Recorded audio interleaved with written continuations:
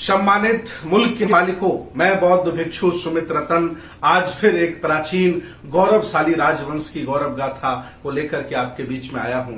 उस प्राचीन राजवंश का नाम है कोलीय राजवंश। इनकी राजधानी रामग्राम में हुआ करती थी। इतिहास बताता है कि तथागत भगवान बुद्ध की मां महामाया देवी इसी परिवार से संबंध रखती थी, अर्थात ये परिवार तथागत भगवान बुद्ध के ननिहाल वंश से आता है।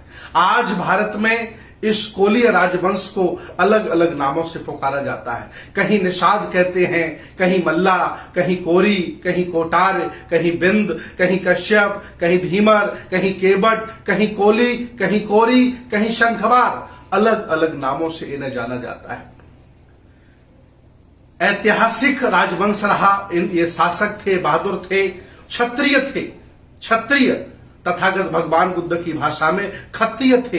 खेती बाड़ी और किसानी वाले लोग थे। इन्होंने देश को संभाला, शासन को संभाला। ये कभी जातिवादी नहीं थे, छुआछूत नहीं करते थे और ये श्रमण संस्कृति को मानने वाले थे। बुद्ध के दर्शन को, विज्ञानवाद, तर्कवाद को मानने वाले थे।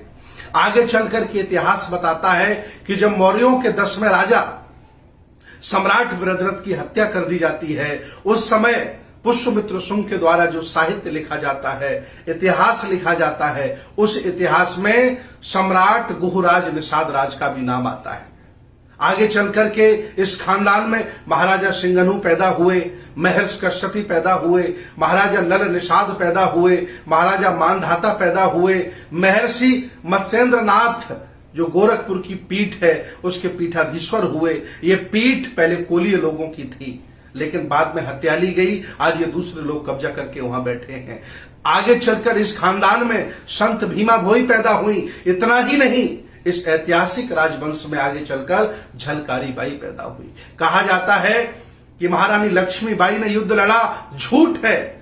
महारानी लक्ष्मीबाई दत्तक पुत्र को लेकर के निकल जाती है और बाद में झलकारी बाई को रानी लक्ष्मी बाई बना करके पेश किया जाता है। रानी झलकारी बाई अंग्रेजों से 1 घंटे नहीं 48 घंटे लड़ी, 16 अंग्रेजों को मौत के घाट उतारा। इसके बाद वो वीर गति को प्राप्त हुई। अर्थात जो झांसी में युद्ध हुआ अंग्रेजों के साथ, वो रानी लक्ष्मीबाई ने नहीं, वो इसी खानदान की कोलीय कोरी परिवार की बेटी महारानी वीरांगना झलकारी बाई ने युद्ध लड़ा था। जैसा कि इतिहास में छुपाया गया, इतिहास में दबाया गया, धोखे से इस ऐतिहासिक कहानी को छुपाया गया है। आगे चलकर के इस परिवार में और बहुत सारे लोग पैदा होते हैं। दूसरी तरफ से कहा जाए कि तथागत भगवान बुद्ध के ननिहाल पक्ष के लोग हैं। कहीं इन्हें एससी कहा जाता है, कहीं ओबीसी कहा जाता है। पूरे भारत में आप गुजरात चले जाइए, कम से कम 3 करोड़ कोली परिवार के लोग रहते हैं और वो सारे के सारे लोग भगवान बुद्ध की तरफ चलने लगे हैं। उत्तर प्रदेश में भी शंखवार, आजकल शाक्यवार और शाक्य लिखने लगे हैं। ये भी भगवान बुद्ध की तरफ चलने लगे हैं। धीरे धीरे केवट, मल्ला, निषाद ये भी समझ गए हैं कि मैं कोलीय परिवार का हूं, मेरा वंश था और मैं बुद्ध के खानदान से हूं, उनके ननिहाल पक्ष से हूं। ये भी लोग बुद्ध की तरफ चलने लगे हैं। धीरे धीरे पूरा भारत चलने लगा है। आगे चलकर के इस खानदान में राष्ट्रपति रामनाथ कोविंद भी पैदा होते हैं। वो भी इसी खानदान के हैं, तथागत भगवान बुद्ध का ननिहाल पक्ष। यही कारण है कि रामनाथ कोविंद का पूरा परिवार विपश्यना से जुड़ा हुआ है। वो समझ चुके हैं कि मेरी ओरिजिनल कहां से है और मैं आह्वान करता हूं इस देश में, भारत में रह रहे पुराने कोली वंश के लोगों, चाहे वो मल्ला हो, निषाद हो, कोरी हो, बिंद हो, कोटारे हो, धीबर हो, आप कोई छोटे लोग, असहाय लोग, कमजोर लोग नहीं हो। आप इस देश भारत के पुराने राजा महाराजा हो। ये देश बनाया है आपने, ये देश चलाया है आपने।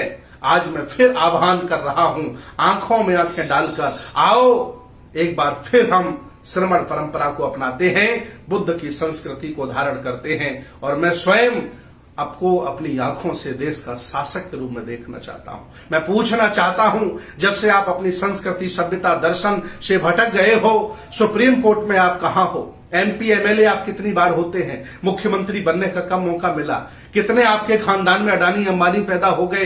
ये इसलिए क्योंकि आप पुरखों की विरासत को भूल गए थे, खानदान का जो पुराना वैभव था उसे भूल गए थे, इसलिए आज ये दशा आपकी बनी है। मैं आह्वान करता हूं, सामाजिक, राजनीतिक, धार्मिक, आर्थिक एक हो जाओ और विचारधारा को अपनाओ, जागरूक हो जाओ और दोस्त दुश्मन की पहचान करो कि सही मायने में आपका हितकर कौन है और आपका नुकसान करने वाला कौन है। जागरूक हो जाओ और जागरूक होकर के पूरे देश के पुराने कोली वंश को जगाओ और जगा करके देश का शासन करो। ये भारत की धरती, ये श्रवण परंपरा, मैं बौद्ध भिक्षु आपको आह्वान कर रहा हूं, आपसे अपील कर रहा हूं, आपको बुला रहा हूं, आइए।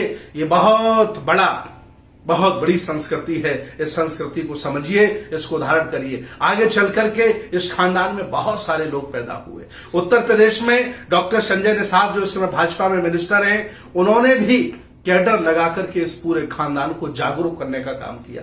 इतना ही नहीं, बहुत सारे संगठन हैं जो मेरे साथ जुड़े हैं, बहुत सारे लोग हैं जो मेरे साथ काम कर रहे हैं और वह अपने पुराने कोली वंश को, रामग्राम की उस राजधानी को जगाने का काम कर रहे हैं। मैं आह्वान करता हूं, आप लोग कोई छोटे असहाय लोग नहीं हो, इस देश भारत के राजा महाराजा हो। आओ हम सब लोग मिलकर के इस ऐतिहासिक विरासत को आगे बढ़ाते हैं। आप भूल मत जाइएगा, इसी खानदान में सदगुरु कबीर पैदा होते हैं, ऐसे संत जिन्होंने मानवता के लिए, हक वंचित असहाय कमजोर के लिए बहुत काम किया है।